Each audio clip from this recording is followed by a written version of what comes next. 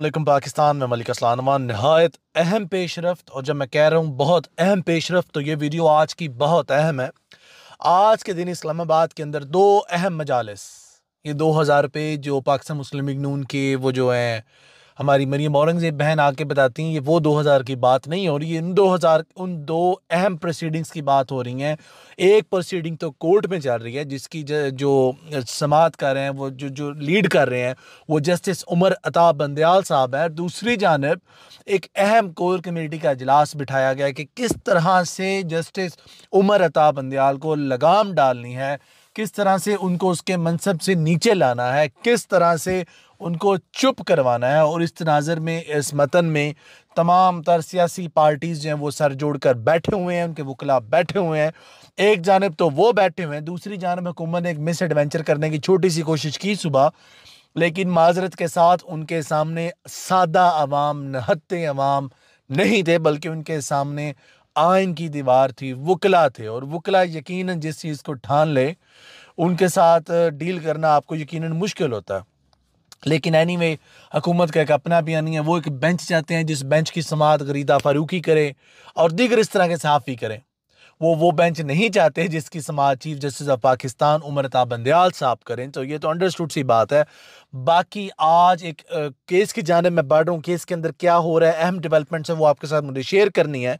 लेकिन उससे पहले बड़ी खबर यह है कि आज तमाम वकला की तंजीमों के साथ पाकिस्तान भर से वकला एक सेमिनार के लिए पहुंच रहे हैं। उस सेमिनार में जो खिताब करेंगे वो एतजाज़ एहसन साहब करेंगे और पाकिस्तान के तमाम वकला आज ये इजहार यकजहती करेंगे सुप्रीम कोर्ट ऑफ पाकिस्तान के साथ। और आज सुप्रीम कोर्ट ऑफ पाकिस्तान को बताएंगे कि वो सुप्रीम कोर्ट ऑफ पाकिस्तान के साथ खड़े हैं। बाकी सुप्रीम कोर्ट ऑफ पाकिस्तान के अंदर कुछ प्रिजन वैन्स आई हैं और उसके ऊपर शेख रशीद ने बड़ा प्यारा चुटकुला छोड़ा। शेख रशीद कहता है ये प्रोटोकॉल की गाड़ियाँ हैं। लेकिन anyways let's proceed our court hearings.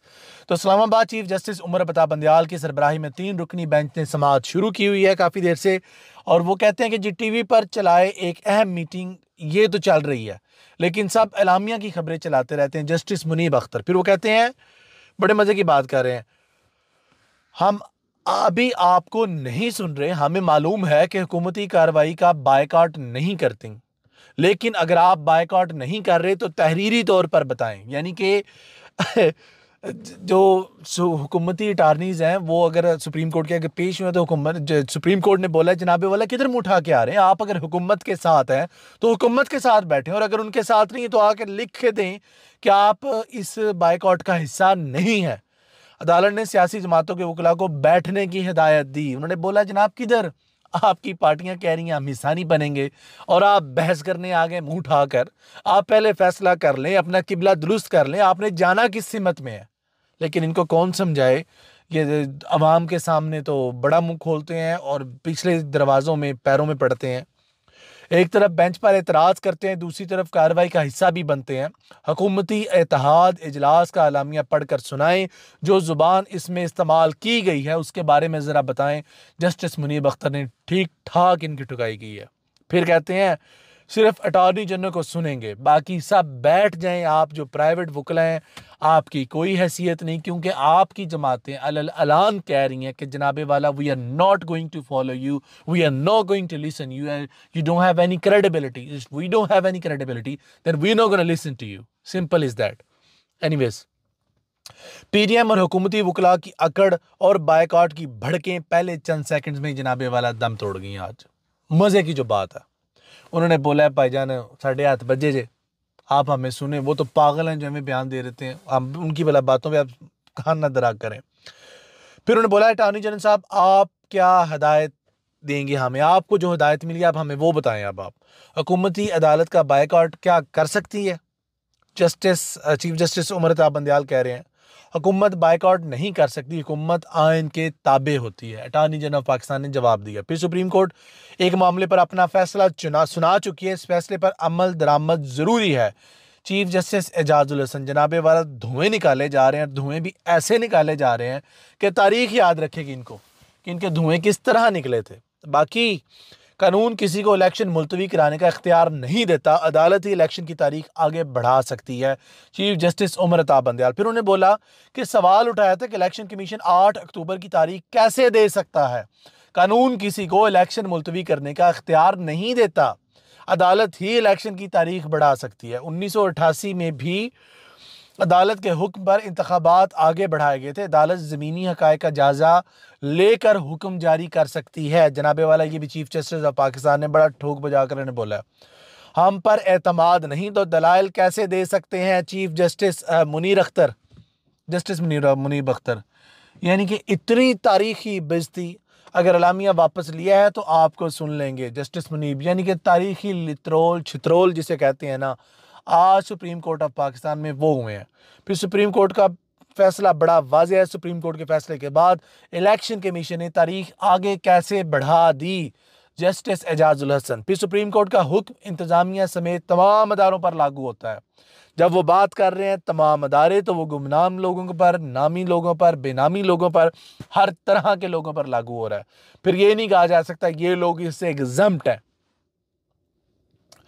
Bench तश्कील देने का अख्तियार सिर्फ चीफ जस्टिस ऑफ पाकिस्तान के पास है। जस्टिस उमर रज़ा बंदयाल ने ठोक बजाकर बोला है, इन्हें सीधे लफ्ज़ों में बोला है, नंगे लफ्ज़ों में बोला है। उन्होंने कहा तुम लोगों ने क्या टोपी ड्रामा बनाया हुआ है। फिर वो कहते हैं कि अदालती हुक्म इलेक्शन कमीशन पर लाजम था। भाईजान, इलेक्शन कमीशन पर एजाजुल हक साहब कैसे एजाजुल हसन साहब लाजम हो सकता है? इलेक्शन कमीशन ऑफ पाकिस्तान आईने पाकिस्तान से ऊपर है, हुकूमत वक्त से ऊपर है, अपोजिशन से ऊपर है। Election commission of Pakistan in fact हर एक से ऊपर है। उसका जो दिल करेगा वो करेगा, ना वो आपकी सुनेगा ना वो हमारी सुनेगा। कोई ऐसा केस मुझे नहीं मिला जिसमें चीफ जस्टिस को बेंच तब्दील करने से रोका गया हो, चीफ जस्टिस उमर रज़ा बंदयाल। लेकिन ये तो चले रिकॉर्ड के हिस्सा बन ही रहा है। अटॉर्नी जनरल के बेंच की तश्कील से मुतालिक दलाइल पर चीफ जस्टिस बंदयाल ने कहा कि मुझे कोई ऐसा केस अदालती नजर नहीं आया। फिर वो कहते हैं बड़े मजे की बात, इरफान कादर साहब जी रोस्टरम पर पहुंच गए। इरफान कादर अटॉर्नी जनरल को रेस्क्यू करने आ गए और मार्क वो दे रहे हैं, कमेंट्स कर रहे हैं। जस्टिस मुनीब अख्तर साहब कहते हैं आपको रेस्क्यू करने आए हैं जी। चीफ जस्टिस ने 1 मिनट में ही नवाज शरीफ की जो प्रेस कॉन्फ्रेंस थी, जो उनका बयानिया था, उसने ठुस फुस कर दिया जनाबे वाला। उन्होंने बोला ये क्या है, ये मफरूर इश्तिहारी लोग हैं या ये भी बातें करेंगे हमें, जो खुद एक स्टाम्प पेपर पे बाहर निकले हुए हैं। बाकी इस वक्त क्या चीफ जस्टिस कोई भी 5 जजेस शामिल नहीं कर सकते थे? चीफ जस्टिस पहले वाले अरकान शामिल करने के पाबंद नहीं थे। जिस अदालती फैसले का आप हवाला दे रहे हैं वो अकलीती है। चीफ जस्टिस का अटॉर्नी जनरल से इस्तफसार, आपकी राय से इत्तफाक करता हूँ। अटॉर्नी जनरल ऑफ पाकिस्तान का जवाब। फिर इरफान कादर का अटॉर्नी जनरल के कान में लुकमा, क्या इरफान कादर अटॉर्नी जनरल के बचाने आए हैं chief justice Munir Akhtar? 15 seconds का मामला है। इरफान कादर, आप 3 मिनट से 15 सेकंड पर आ गए हैं जस्टिस मुनीर अख्तर। जब बेंच दोबारा तश्कील हुआ तो 5 रुकनी था, जस्टिस एजाजुल हसन। जनाबे वाला मुख्तारिया गल बहुत वध गई है, बहुत वध गई है। गल इन्नी वध गई है कि इन्होंने मामला तो बाहर हो गई है। सुप्रीम कोर्ट ऑफ जो पाकिस्तान है उसने धुएं निकाल के रखने हैं। जजिस के बहुत से आपसी मामलात होते हैं, अदालती कार्रवाई पब्लिक होती है, लेकिन जजिस की मुशावरत नहीं। चीफ जस्टिस उमर रज़ा बंदयाल के रिमार्क्स और एक प्यारा सा थप्पड़ सुप्रीम कोर्ट में जनाबे वाला। जब ये तमाम प्रोसीडिंग्स चल रही थी, सुप्रीम कोर्ट के इंटरनेट को भी छेड़ा गया, लेकिन चलें जो साफ़ी वहाँ बैठे हैं वहाँ वो बदस्तूर अपना काम कर रहे हैं। 9 रुकनी बेंच के फैसले में कहीं नहीं लिखा कि कौन रजा कराना अलग हो रहा है। किसी ने बेंच से अलग होना होता तो जुडिशल ऑर्डर लिखा जाता। अदालत बेंच की असर 9 तश्कील का हुक्म दे तो उसे निकालना नहीं कहते। चीफ जस्टिस उमर रज़ा बंदयाल, जूते पे जूता। 4 जजेस ने खुद को बेंच से अलग किया। बेहतर तरीका ये था कि लिखते कि 4 जजेस को बेंच से निकाला गया। 9 रुकनी बेंच के फैसले में कहीं नहीं लिखा कौन रजा कराना अलग हो रहा है, किसने बेंच से अलग होना है तो जुडिशल ऑर्डर लिखा जाता। चीफ जस्टिस का उमर रज़ा बंदयाल ने एक और जवाब दिया।